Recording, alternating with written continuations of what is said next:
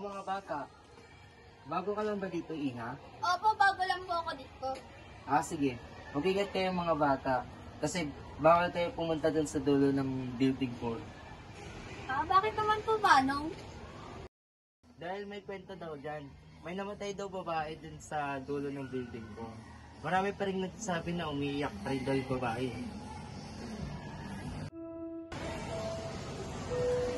Huwag kayong pupunta na malapit na siya doon.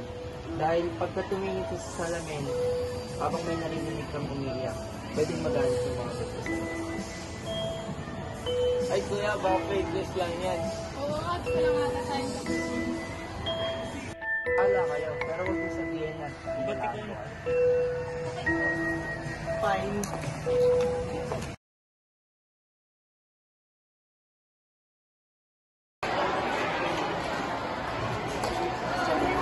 Dito at dito kami. Dito lang dito ba? Sabi ni Kuya Guard. Ano daw yun yung sabi ng guard? Oo nga, dito daw yun yung babae nga nakakita. Wala, hindi na totoo eh. Kailangan si Kuya. Ang creepy naman nun. Yo, charot, selfie na lang tayo.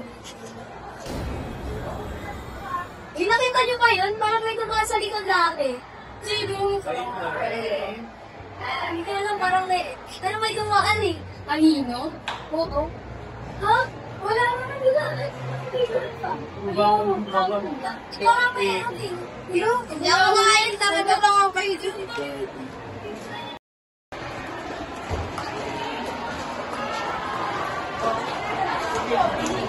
Kasama mo si Joby Lee. Joby Lee! Ay, Joby Lee! Joby Lee! Joby Lee! Ano yun? May kalamba!